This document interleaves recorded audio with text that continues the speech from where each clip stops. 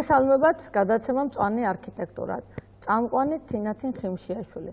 Ჩვენ დღევანდელი სტუმრები არიან ქალბატონი გულიკო ქარომიძე, ლანდშაფტის არქიტექტორი, ურბანისტი, არქიტექტორი, ეკოლოგი მამუკა სალუქვაძე და ახალგაზრდა სტუმრები. დიდი მადლობა სტუმრებს მობრძანებისთვის. დღევანდელი გადაცემის თემა არის ძალიან საინტერესო, ეს არის ენერგოეფექტურობა და მწვანე სივრცეები, ანუ ლანდშაფტის არქიტექტურა. სოფლიოში მწვანე ქალაქი არ არსებობს, ანუ ურბანიზებული მწვანე სივრცე ენერგოეფექტურობისა და გამწვანების გარეშე. ეს ორი ერთმანეთში არის ჯაჭვი და ერთმანეთში არის კავშირი. ძალიან ძნელია მოკლე დროში ამ ყველაფერზე ვისაუბროთ, იმიტომ რომ თითოეული ეს თემა იმდენს იტევს, რომ ძალიან რთულია ჩავეტიოთ. და საფუძვლიანად აღწეროთ ყველა მათგანი, მაგრამ საერთოდ დღეს პრაქტიკულად არც ერთი წამყვანი ქალაქი არ არსებობს, რომლის ძირითადი მიმართულება არ იყოს სწორედ ენერგოეფექტურობის კუთხით მუშაობა, ენერგიის დაზოგვა, ენერგოეფექტურობა, ეს ის თემები არის, რომლებზეც უამრავი ქალაქი მუშაობს და რომელთა განვითარებაც სწორედ ეფუძნება ენერგოეფექტურობას. უნდა მოგახსენოთ, რომ ჩვენთან ეს ეხლა იყიდებს ფეხს, ძალიან დიდი ხანი არ არის, რაც აქტუალური გახდა ეს პრობლემატიკა, ეს საკითხები, თუმცა უნდა ითქვას, რომ თბილისმა თუ საქართველოს ქალაქებზე გვაქვს ლაპარაკი, თბილისმა გარკვეულ წარმატებას მიაღწია ამ მხრივ. მოგახსენებთ რა შეა საქმე, თბილისმა მერების შეთანხმებას მოაწერა ხელი, ეს არის ევროპული ინიციატივა და იმ ქალაქთა რიცხვს შეუერთდა და ასეთი ქალაქი 4000-ზე მეტი არის ევროპაში და სხვათა შორის მთელ მსოფლიოში, რომლებმაც გარკვეული ვალდებულებები აიღეს თავის თავზე ენერგოეფექტური ღონისძიებების განხორციელების თვალსაზრისით. რა არის მერების შეთანხმების მთავარი არსი? ის არის, რომ 2020 წლისთვის მინიმუმ 20%-ით შემცირდეს სათბური გაზების CO2-ის გაფრქვევა ატმოსფერულ ჰაერში. ანუ ეს ენერგოეფექტურობის პროგრამა შეუწყობს ხელს იმას, რომ ხარი თბილისში ჩვენ აი ყველა აბსოლუტურად კარგად გრძნობთ, აი გარეთ რო გავდივართ, როგორი ჭუჭყიანია ჰაერი, ხო? თუმცა არ უნდა შეგვეშალოს, თითქო აქ არის ლაპარაკი იმავე ნივთიერებებზე, რომლებიც თქვათ იბრქვევა, იმიტომ რომ ის სხვადასხვა სახის აქ სწორედ სათბური ეფექტის მქონე გაზებზე გვაქვს ჩვენ ლაპარაკი და სწორედ ამიტომ ვახსენეთ CO2, ნახშირორჟანგი, ამიტომ ასეთივე არის თქვათ მეთანი და ასე შემდეგ, გარკვეული ჩამონათვალი არსებობს და ისინი ჩვენი ცხოვრების და ჩვენი მოღვაწეობის გარკვეულ სექტორებში ხდება. გამოიყოფა ასე ვთქვათ. პირველი ნაბიჯები თუ არის რამე გადადგა? არის პირველ რიგში. მეც არ ვიცი მაგალითად. კი, პირველ რიგში ალბათ ის იყო, რომ სამოქმედო გეგმა შემუშავდა მდგრადი ენერგეტიკისა. ეს ევროპული მოთხოვნაც იყო, ჩვენ შევასრულეთ თავის დროზე, ქალაქმა შეასრულა და იქ სამი სექტორი გამოიკვეთა, უბრალოდ 4 სექტორი აღწერეთ. პირველი სექტორი ეს იყო, საიდანაც ყველაზე მეტი ემისია იყო. ეს იყო სამი სექტორი, კიდევ ერთხელ ვიმეორებ და ერთი სექტორი, რომელიც ჩვენ უბრალოდ ამ სამოქმედო გეგმაში აღწერეთ, ეს არის გამწვანებული ტერიტორიების აუცილებლობა, განვითარების აუცილებლობა ჩავთვალეთ ერთ-ერთ მნიშვნელოვან ფაქტორად და ღონისძიებად და დანარჩენი სამი სექტორი არის ტრანსპორტი, საიდანაც ყველაზე მეტია დღეს სათბური გაზებით დაბინძურება, კი ანუ ატმოსფეროში ამ სექტორიდან გამოიყოფა ყველაზე მეტი, მეორე არის შენობების სექტორი, იმიტომ რომ ჩვენ თითოეული ჩვენგანი მოიხმარს გარკვეულ ენერგიას, სახლის გასათბობად, ასე შემდეგ და გასაციებლად, ასე ვთქვათ და არის მუნიციპალური ინფრასტრუქტურაც, იგივე გარე განათება, ასე შემდეგ და ასე შემდეგ. ანუ არის მთელი სპექტრი საკითხებისა და ღონისძიებებისა, რომლებიც აისახა სწორედ ამ სამოქმედო გეგმაში და თუ ქალაქი ამას 2020 წლამდე განახორციელებს ისე როგორც გეგმაშია. განხორციელება არ დაწყებულა. დაწყებულია, რა თქმა უნდა, ტრანსპორტის სექტორშია ყველაზე უფრო დინამიურად ვითარდება საერთოდ ტრანსპორტის სექტორი, იცით თქვენ ძალიან კარგად. რთულადაა დღეს ჩვენ ქალაქში, იმიტომ რომ გაუთავებელი. ეს იმას არ ნიშნავს, სამოქმედო გეგმაში აღწერა, რომ რთულად არ იქნება. ამას კიდე სხვა რამ სჭირდება, მხოლოდ აღწერა და მხოლოდ ამ ღონისძიებების ჩატარება, რა თქმა უნდა, საკმარისი არ არის. აქ საუბარი იმაზე არის, რომ ჩვენ გარკვეული ღონისძიებებით შევეცადოთ სათბური გაზების გამოყოფა შევამციროთ. ეს არის განახლება ავტოპარკის, ეს არის შუქნიშნების სისტემის, ანუ აი მწვანე შუქნიშნების დანერგვა ქალაქში. ეს არის თქვათ გარკვეული საგზაო კუნძულების შექმნა, რომელიც ხელს უწყობს იმას, რომ საცობები ნაკლებად იყოს. მე მესმის, რომ ეს ყველაფერი დღეს საკმაოდ რთულად არის. კიდევ შენობების სექტორი არ დაგვაუწყდეს სწორედ დათმუნების საკითხები მნიშვნელოვანი არის. ჩვენთან ხო ცენტრალური გათბობა არ არსებობს, ძალიან კარგად ვიცით და ყველას ინდივიდუალური გამათბობლები აქვს. აი სწორედ აქ როგორ მოვიქცეთ, როგორ შეგვიძლია რომ ადამიანებს განმარტებები მივცეთ, რეკომენდაციები მივცეთ, როგორ შეიძლება თავიანთ ბინებში მოახერხონ მათ ძალიან მარტივი ღონისძიებებით შემცირება სათბური გაზების ემისიისა და ენერგიის დაზოგვა, ენერგიის დაზოგვა. ესეთი თემატიკები არის ასახული სხვათა შორის სწორედ აი ამ სამოქმედო გეგმაში და კიდევ ერთხელ ვიმეორებ, ამის შესრულება ჭირდება. ქალბატონო გულიკო, თქვენ ხართ, ასე ვთქვათ, მემატიანე, რომელმაც იცით, ყოველი პარკი რამხელა იყო, რამხელა დარჩა, როგორ უნდა გამწვანდეს, რა არის გაკეთებული, დაახლოებით, ძალიან ცოტა, მაგრამ ძალიან ბევრი გაქვთ გაკეთებული, ეს მე ვიცი. და აი მომავალში როგორ უნდა განხორციელდეს? წინა საუკუნეში, როდესაც დაიწყო თბილისმა განსაკუთრებით ზრდა, მაშინ დაპროექტდა და გაშენდა პირველი ასეთი დიდი პარკი, ეს იყო მთაწმინდაზე. პარკი, რომელიც გააკეთეს ძმებმა ქურდიანებმა და დენდროლოგმა ალექსანდრე მაჭავარიანმა თავის მეუღლესთან, ელენე ციციშვილთან ერთად. ის ელენე ციციშვილი ხელმძღვანელობდა და მისი პროექტით არის განხორციელებული დღევანდელი ჩვენი საუკეთესო პარკი თბილისში, ეს არის ვაკის პარკი. და მრავალი რამ, რომლის მოწაფეებიც, ერთ-ერთი მოწაფე ვარ მე. აი ამ დიდი უაწმოსელი მეცნიერები. აი გამწვანებს ხო თქვენ 2000 წლისთვის რო ქონდათ ეს თუ შეიძლება. დიახ, აი საინტერესოა ის, რომ 2000 წლისთვის, როდესაც გაკეთდა თბილისის გენერალური გეგმა, ამავე დროს გაკეთდა თბილისის ლანდშაფტის, გამწვანების და გაწყლოვანების გენერალური გეგმაც, რომელიც გულისხმობდა ამ მწვანე მშენებლობის განვითარებას, ლანდშაფტის ორგანიზაციას და თითოეულ მოსახლეზე იმდენი მწვანის დარგვას და გაკეთებას, რაც დასასრულიან ერთ მოსახლეს რამდენი ჭირდება მწვანე, ხო ეს უთხრათ მაინც მაყურებელს. აინტერესებს, დიახ. მწვანე მცენარეების ძირითადი და უდიდესი თვისება არის, რომ ისინი გამოყოფენ ჟანგბადს, რომელსაც სუნთქავს ადამიანის. იქ ჟანგბადის გარეშე ადამიანს სიცოცხლე არ შეუძლია და ესე იგი დამოკიდებულია ამაზე. ამიტომ ეს ნორმატივები არის იმის მიხედვით გათვლილი და დიდ ქალაქებში, სადაც ნაკლები არის მწვანე სივრცეები, დაახლოებით 50 კვადრატული მეტრი, ეს არის აუცილებელი ნორმა. დღევანდელი პარკების შესახებ რომ მოგვიყვეთ.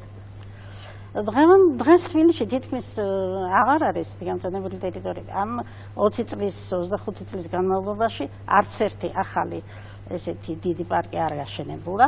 პირიქით, რაც იყო სკვერები, ბაღები, პარკები, განადგურდა, იქ ჩაიდგა მანქანა გასამართის სადგურები, რესტორნები, კაფეები, საცხოვრებელი სახლები, აი შაგრენის ტყავივით მცირდება პირდაპირ ეს ბაღების ტერიტორიები. ვაკის პარკის ტერიტორია, როდესაც დაპროექტდა და გაშენდა, იყო 120 გექტარი. დღეს არის რაღაც 20 გექტარამდე შერჩენილი და იმასაც უპირებენ.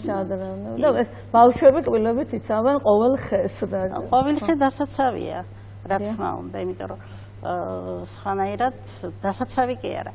ეს უნდა შენარჩუნებული უნდა იყოს ყველაფერი და უნდა მოვლილი ყველაფერი, აღსადგენი ყველაფერი და ამას დამატებით ახალი ტერიტორიების ათვისებაა საჭირო, ახალი ბაღების, ახალი პარკების, რადგან ეს არა მარტო სანიტარულ-ჰიგიენური ნორმებია, ეს არის ადამიანის ფსიქოლოგიური რეკრეაციული ზონები, დასვენების ზონები, ადამიანის სახში ხوارზის და ეს ბულვარები, სკვერები, დასვენებელი ადგილები, ბავშვების გასართობები და ასე შემდეგ. პარკებს მრავალგვარი დატვირთვა, პოლიფუნქციური დატვირთვა, სხვადასხვა ზონები აქვს, სპორტიც შედის, დასვენებაც, მემორიალური ზონებიც და ასე შემდეგ. ძალიან მე ვიცი რომ ეს 2000 წლის გეგმას რო აკეთებდით, იქ იყო ახალი პარკები უნდა განეხორციელება და მე შეწყდა აღარ აი თუ შეიძლება რა 7 პარკი იყო ხო და გაკეთდა პროექტები ძალიან დიდი ტერიტორიის პარკებისა, გლდანში მაგალითად 200 გექტარი პარკი უნდა გაშენებული იყო. და არ გაშენდა. დიღომში დაახლოებით 200 გექტარის პარკი. ყველა ამ ახალ დასახლებულ რაიონებში, ვაზის უბანში, მუხიანში, სამ ზონაში, თითქმის ყველა ზონაში შენდებოდა პარკი და ამათი პროექტები გაკეთებული იყო. მაგრამ ნუ ეს კატაკლიზმები, რომელიც დაიწყო 90 წლიდან, ამან ყველაფერს შეუშალა ხელი, ყველაფერი შეჩერდა. მე იმედი მაქვს, რომ აი ეს მილიონი ხის იდეა არა ხის დარგვას გულისხმობს, არამედ გულისხმობს თელ ქალაქში ამ მწვანე არქიტექტურის განვითარებას, მის აშენებას, მოვლას და პატრონობას. Თინიკო დავამატებ ერთს გაბატონ გულიკოს ნათქვამს. ალბათ საინტერესო იქნება მე შემიძლია პროცენტულად მოგახსენოთ რა ხდება ახლა ქალაქში გამწვანების. ძალიან საინტერესოა. თვალსაზრისით ეს არის გენგედმის მასალებიდან აღებული 2009 წელს მიღებული გენგედმის მასალებიდან მომაქვს ახლა ეს ციფრები. დაახლოებით 34% არის თუ არ მეშლება კლიენად რეკრეაციული გამწვანებული ტერიტორიები, სატყეო ზონა, რომელიც შემოუერთდა სხვათა შორის ქალაქს არც ესე დიდი ხნის წინ, მაგრამ ახლა საინტერესოა რა პროცენტული შემადგენლობა, ანუ რა პროცენტით აისახება ქალაქის განაშენიანებულ ტერიტორიაზე გამწვანება. განაშენიანებულ ტერიტორიაზე არის 5%. ეს არის ძალიან ცოტა. წარმოიდგინეთ ახლა რა ხდება. კვადრატული მეტრია ერთ მოსახლეში. აი წარმოიდგინეთ ახლა ჩვენ 5% იყო, აი პროცენტულად ეს უცხოეთში რო ვთქვათ, ჩვენ ვართ ლანდშაფტის არქიტექტორები, ხო ძირითადად აქ ვინცა ვართ. ეს პროცენტი არის ძალიან პატარა. და ეს პროცენტიც არის წარმოუდგენელი რო. და ეს პროცენტიც აღებული სწორედ იმ ისტორიული ბაღების და პარკების, ანუ აი წლების წინ გაკეთებული ბაღების და პარკების წილი არის, იმიტომ რომ ახალი არქიტექტურა. ახალი რაც შეემატა რიყის პარკი იყო, ხა ეს რაც გაკეთდა ძალიან დიდი სივრცეა, ხო, რიყის პარკი არის 5 ჰექტარი, ხო? 5 ჰექტარი, მაგრამ მაინც ძალიან ცოტა ვაკის პარკთან შედარებით და საკმარისი არ არის სამწუხაროდ. ხო, ჩვენთან სადაც ეს უფრო განვითარებულია, იქ როგორ არის ეს პროცენტულად? იყოფა სხვადასხვა კატეგორიებად. ძირითადი ქალაქისთვის ეს არის საზოგადოებრივი დანიშნულების ტერიტორიები, სადაც თავისუფლად შეუძლია ყველა მოქალაქეს შესვლა, უფასოდ. ასეთი ტერიტორიები არის საზოგადოებრივი დანიშნულების. დანარჩენი შეიძლება იყოს კერძო პარკები, კერძო ბაღები, რომლებიც მონაწილეობენ ჰაერის რეგულაციაში, მაგრამ რეკრეაციული ზონების ესეთი თავისუფალი შესვლაში აი უცხოეთში არის ძალიან ბევრი ეს. პარკები დაახლოებით 20 ჰექტარის ზემოთ რაც არის, იმას ჰქვია პარკი. ესეთი მონოფუნქციური ან პოლიფუნქციური, მრავალფუნქციური პარკი. ჩვეულებრივი ბაღები არის 2 ჰექტარიდან 10 ჰექტარამდე. არის სარაიონო პარკები, რომელიც უფრო ნაკლები ფართობის არის. ეს იმის მიხედვით, თუ ქალაქის რა ნაწილია, საცხოვრებელი რაიონია, ცენტრია და ასე შემდეგ. სკვერები კი თავისი ზომით არ უნდა აღემატებოდეს 2 ჰექტარს და ის ცენტრალურ ნაწილში ადმინისტრაციულ შენობებთან, სკოლებთან და ასე შემდეგ. აი, ყველაზე ძალიან ალბათ აინტერესებს სკვერები, იმიტომ რომ მე ჩემი გადასახედიდან, როგორც არ ლანდშაფტს არქიტექტორი, ყველაზე ძალიან დაიჭაგრა სკვერები. აი, მაგალითად, სამხატვრო აკადემიასთან გრიბოედოვზე იყო ერთი სკვერი, რომელთანაც მთელი მთაწმინდის მოსახლეობა დადიოდა და ჩვენი სტუდენტები იქ იყვნენ.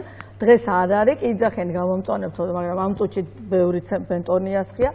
ასევე თქვენთან ალბათ საბურთალოზე ვინც ცხოვრობთ, იქ ძალიან კარგი ბაღი ქონდათ, ხო?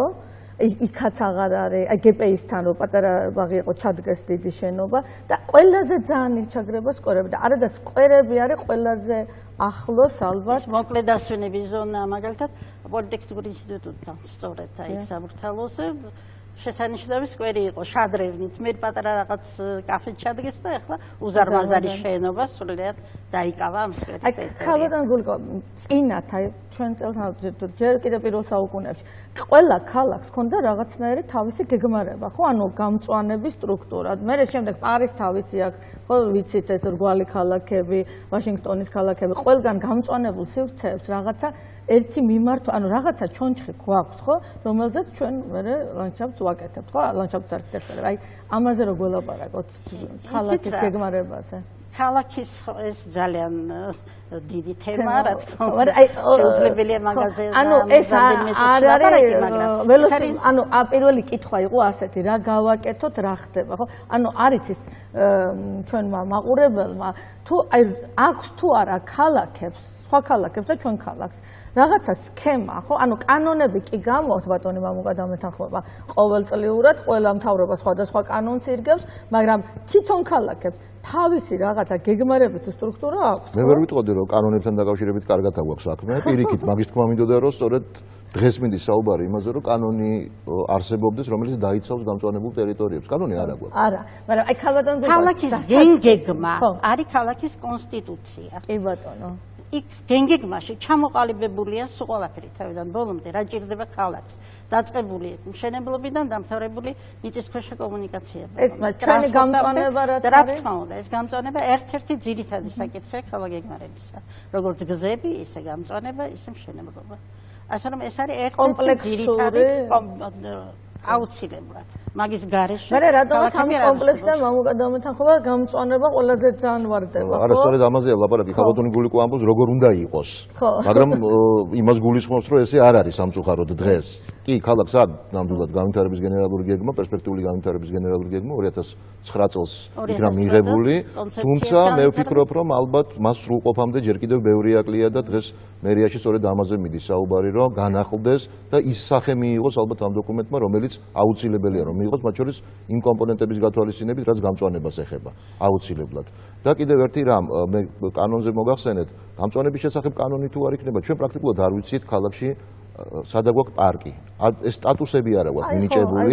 ჩვენ არ გვაქვს კატეგორიები მინიჭებული. ჩვენ პრაქტიკულად რაღაც ძველი სახელწოდებებით საზღვრავთ ამას ყველაფერს. როგორ არის ყველაფერი? ანუ ეს კატეგორია დაიკარგა. რა თქმა უნდა დაიკარგა, კანონი არ არსებობს. ჩვენ ახლა 30 და 40 წლის წინანდელი კანონმდებლობით დღეს ვეღარ ვიმუშავებთ ერთი უბრალოდ მიზეზის გამო, ბევრი პარკი აღარ არსებობს, ბევრი ბაღი აღარ არსებობს. ერთ წუთს შეგაწყვეტინებს კითხვა აქვს სტუდენტ.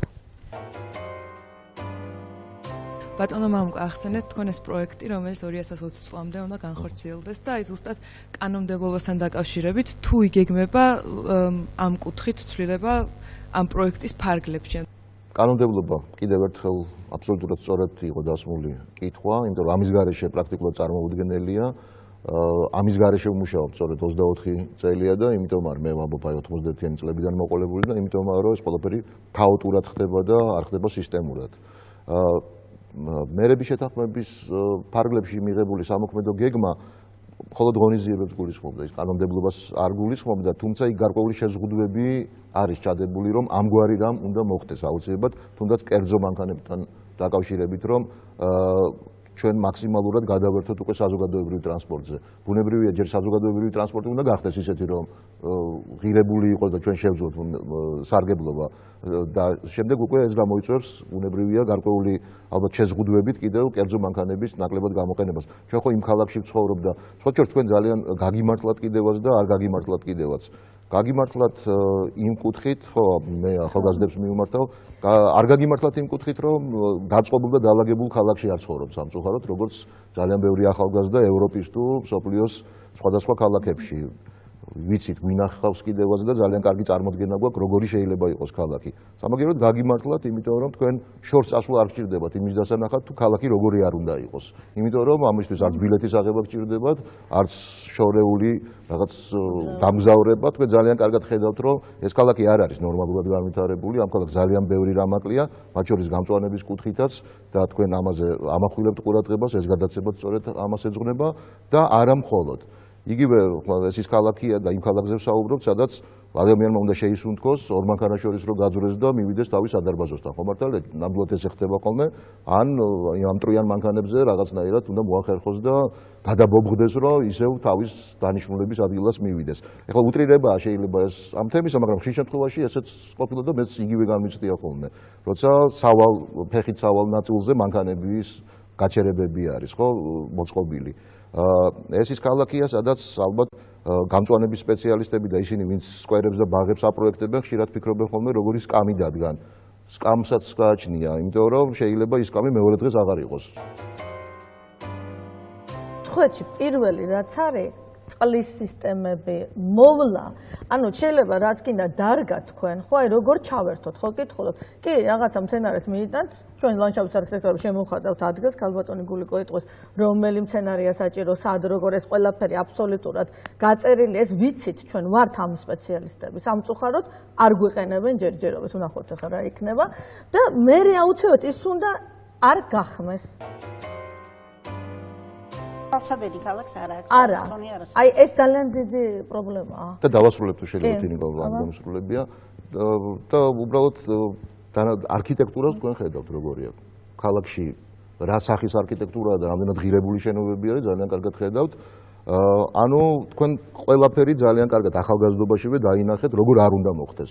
ამიტომ ძალიან დიდი იმედი. ყოველ შემთხვევაში ჩვენმა თაობამ, თქვენი მამების თაობამ და თქვენი მშობლების თაობამ აი ეს ქალაქი დაგიტოვეთ ჩვენ და აი ესეთ ქალაქში გიწევთ ცხოვრება. მე იმედი მაქვს, რომ ესე არ იქნება და ესე არ გაგრძელდება და თქვენ გეცოდინებათ თქვენი შვილებისთვის როგორი ქალაქი ჯობია რომ არსებობდეს და როგორი ქალაქი უნდა იყოს და ჩვენ სანამ შეგვიძლია სწორედ რაღაც ღონისძიებებს აქეთკენ მივმართავთ, რომ კიდევ რაღაცნაირად გამოვასწოროთ მდგომარეობა და ამ ხრივ მე ფიქრობ, რომ აი ეს კანონმდებლობაზე მუშაობა იქნება, რაღაც გარკვეული ღონისძიებები, მერების შეთანხმების ფარგლებში რაღაც ტრანსპორტთან დაკავშირებული ღონისძიებები თუ შენობებთან დაკავშირებული, რაც ენერგოეფექტურობას უკავშირდება. სწორედ კარგი ღონისძიებები იქნება იმისთვის, რომ გამოსწორდეს გარკვეულწილად ცოტათი მაინც მდგომარეობა.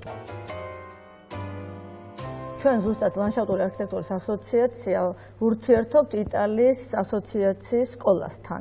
ეს არის მილანის საზაფხულო სკოლა და სტუდენტები ყავდა, წასულები ვიყავით და ჩვენ დაურეკეთ და ვიკითხეთ ნებართვა, რომ თუ შეიძლება ვანახოთ კლიპი მათი გადაღებული, თუ როგორ დააპროექტეს ქალაქის ცენტრში სტუდენტებმა პარკი, სკვერი და როგორ შესრულდა ეს. ყოველწლიურად ეს გაცვლა-გამოცვლა ხო ამ სტუდენტების უკვე რაღაცნაირად ახალგაზრდებმა ნახეს იქ რა ხდება. ეხლა ივნისშიც გვექნება ალბათ აი ნათია თუ შეიძლება როგორც თქვენ უკვე აღნიშნეთ, ჩვენ სექტემბერში ვიყავით ყოველწლიურ შეხვედრაზე საზაფხულო სკოლაში იტალიის ქალაქ ბერგამოში. მინდა მოკლედ გითხრათ რა ხდება ამ ქალაქში. ეს არის სულ რაღაც 300-400 კვადრატული ალბათ მოედანი, სკვერი ქალაქის ისტორიულ ნაწილში და ყოველწლიურად იწვევენ ქალაქის მერიასთან თანამშრომლობით, სხვადასხვა ასოციაციებთან, ორგანიზაციების პარტნიორობით იწვევენ მსოფლიოს სხვადასხვა ქვეყნებიდან სტუდენტებს, რომელიც აქტიურ მონაწილეობას იღებენ წამყვანი სპეციალისტებთან თანამშრომლობით და აკეთებენ პროექტს, რომელსაც შემდეგ ახორციელებენ ესენი. რეალური პროექტი. ყოველწლიურად, როდესაც ჩადიან ახალი დამთვალიერებლები, დამსწრები ამ კონფერენციის მონაწილეები, ესენი ხედავენ ყოველწლიურად ახალ ნამუშევარს. ანუ ქალაქს ესენი აძლევენ ახალ სიცოცხლეს და მუდმივად ხდება მისი განვითარება და განახლება. მე მაინტერესებს საქართველოში ამ თემასთან დაკავშირებით ყველაზე დიდი პრობლემა თქვენ ახსენეთ, რომ არის მცირე სკვერებზე და საკმაოდ საჭიროებს უკვე ქალაქი ამას. როგორ შეიძლება ახალგაზრდების ჩართულობა გაიზარდოს? ყოველწლიურად ამთავრებს 100-ზე მეტი არქიტექტორი, 100-ზე მეტი არქიტექტორია დიპლომირებული უკვე და როგორ შეიძლება მათი რესურსების გამოყენება ქალაქის განვითარებისათვის? სასურველია მოხდეს ჩართულობა. ჩვენ იტალიის მაგალითზე ვნახეთ, რომ ეს ჩართულობა ძალიან კარგ შედეგს იღებს. და კიდე ერთი, აი აუცილებელი არ არის, ხა ნათიამ რო იკითხა ლანდშაფტის არქიტექტორები. იქ საერთოდ ესეა, რომ აი ზაფხულის სკოლაში შეუძლია ყველა სპეციალობის ადამიანმა მიიღოს მონაწილეობა. შეიძლება იყოს ექიმი და უნდოდეს კვალიფიკაციის შეცვლა. და ყველა აი ივნისში რო გვაქვს ჩვენ სკოლა, ამ სკოლაში შეიძლება ყველა პროფესიის ადამიანი დაესწროს ამ სკოლას, მიიღოს სერტიფიკატი და გაიაროს. ძალიან საინტერესოა იქ როგორ აკეთებენ სახურავებს. ჩვენ გქონდა ეს სახურავი, ბანები გქონდა და საქართველოში მე რომ ვკითხო, სახურავი აუცილებლად გამწვანებული უნდა იყოს. თბილისში დამთავრდება ქალბატონი გული. ანუ თქვით, რომ გაცვლითი პროგრამები არსებობს და ანუ იქ შეუძლია არა მარტო აკადემიის სტუდენტებს, ყველა პროფესიის ადამიანს და ასევე ასაკით თუ არის შეზღუდული. შეუძლია ყველა ასაკის ადამიანს. იქ 60 წლის ადამიანსაც კი შეუძლია პროფესიის შეცვლა. ანუ არა აქვს იქ მნიშვნელობა ასაკს, ყველა სტუდენტი ქვია და არა აქვს მნიშვნელობა პროფესიას. მთავარია მონდომება. როგორ უნდა გამწვანდეს თბილისი? აი რას გვირჩევთ როგორც ექსპერტი? მაგალითად შეიძლება მოვიყვანო ეს დიდი ქალაქები, მაგალითად ლონდონი, პარიზი, სადაც ქალაქის ცენტრში არის ძალიან დიდი ფართობები და ძველი ქალაქებია ისეთივე როგორც თბილისი. ხო, რა თქმა უნდა. კი, რა თქმა უნდა, მე დიდ ქალაქებზე ვლაპარაკობ. ქალაქის ცენტრში არის დათმობილი ძალიან დიდი ტერიტორიები სწორედ ამ გამწვანებული პარკებისათვის და რეკრეაციული ზონებისათვის. სწორედ საინტერესოა ის, რომ ქალაქის განაშენიანებული ნაწილი იყოს დაფარული ამ მწვანე სისტემებით, რომ უფრო ადვილი იყოს ქალაქში ცხოვრება, სუნთქვა, დასვენება და ასე შემდეგ. ანუ სახლი, მწვანე სახლი, რაც ჩვენი გადაცემის იდეა რაც არის. ეს ბულვარები, სკვერები, ბაღები ერთმანეთთან უნდა იყოს დაკავშირებული და იქნებოდეს დიდი ფართობები, იმიტომ რომ სწორედ დიდი ფართობის ეკოლოგიური გავლენა არის. აი მაგალითად ნიუ-იორკის ცენტრალ პარკი. ეს არის უკვე 300 ჰექტარის პარკია, უზარმაზარი, საუკეთესო სივრცეებით გახსნილი, მოედნებით, წყალსაცავებით და ასე შემდეგ. ლონდონის ცენტრი 6 პარკი არის ერთმანეთზე გადაბმული, მაგრამ ჰაიდ პარკი, შემდეგ გრინ პარკი, კენგსტონის პარკი და ასე შემდეგ. პარიზის უზარმაზარი ქალაქის ტერიტორია დაკავშირებულია ელსეის მინდვრებით ორ უდიდეს პარკთან, ბულონის ტყესთან და ვენსენის ტყესთან. გარდა ამისა, ქალაქში კიდევ უამრავი პარკებია და ასე შემდეგ. უბრალოდ ავიღოთ აი ჩრდილოეთის ქალაქი ამსტერდამი, რომელიც არაჩვეულებრივად არის გამწვანებული. ასე რომ ეს ძალიან ბევრი მაგალითების მოყვა შეიძლება. ეს ქალაქები თავს იწონებენ მნახველთათვის თავისი პარკებით. ეს ტურიზმის სფეროც არის, აი ესეთი პარკები, ძალიან ბევრი მნახველია ამ პარკებში. საინტერესოა კიდევ ესპანეთის პარკები, ძველი ისტორიული პარკები და ამავე დროს ახალი ეს გაუძის აშენებული გუელის პარკი. ასე რომ ეს არა მარტო ეს არის. ჩვენ ხო გვაქვს ქალბატონო რო ჩამოდეს ჩემთან სტუმარი პირველად მე მყავს ბოტანიკურ ბაღში. თბილისში შესანიშნავი ბოტანიკური ბაღია. ანუ ჩვენ შეგვიძლია რაღაცები როგორ შევიწია. მოწონება, ოღონდ ამ პარკებს უნდა მივხედოთ, მოვუაროთ ბატონებმა უკანა მეთანხმება ამაზე, ხო? კი, რა თქმა უნდა. აი ლისის ტბაზე. ეს კერძო ტერიტორია უკვე ის იყიდა ერთმა ინვესტორმა და დაიწყო ამ პარკის კეთილმოწყობა, ჩვენივრად აკეთებს ამას. იქვე შენდება ახალი მიკრორაიონი, საცხოვრებელი რაიონები, რომელიც ძალიან ახლოს იქნება ამ ლისის ტბასთან, ამ წყლის სივრცესთან და ასე შემდეგ. ასე რომ თბილისზე ძალიან ბევრია სალაპარაკო, კარგიც კეთდება, რა თქმა უნდა. თბილისის აქეთი დიდი პრობლემა ეს არის ის, რომ ერთიანი სისტემა არ არსებობს. აქ იყო ქალბატონმა გულიკომ თქვა, რომ ერთმანეთს უნდა უკავშირდებოდნენ პარკები. რა თქმა უნდა, ქალაქი პრაქტიკულად უსისტემოდ არის, ხო? ახლა გამწვანებული, მე მოგახსენეთ პროცენტული შემადგენლობა გარეუბნებში არის დიდი წილი გამწვანებისა, რეკრეაციისა და ქალაქის შუაგულში არაფერი არ აქვს. ამ დროს ცენტრი არის ყველაზე უფრო დაბინძურებული და ყველაზე უფრო მძიმე მდგომარეობაში. იქ საცხოვრებლად საკმაოდ რთული პირობები არის, დამერწმუნებით ალბათ და აქედან გამომდინარე, სწორედ ამაზეა ლაპარაკი, რომ ეს სისტემა უნდა შეიქმნას, სწორედ გეგმარება და ლანდშაფტის არქიტექტორები და ეკოლოგები სწორედ ამიტომ არიან საჭიროები, რომ აი ამგვარი სისტემა შეკრან სწორედ იმ გეგმის ფარგლებში, რომელზედაც ჩვენ უკვე საუბრობდით.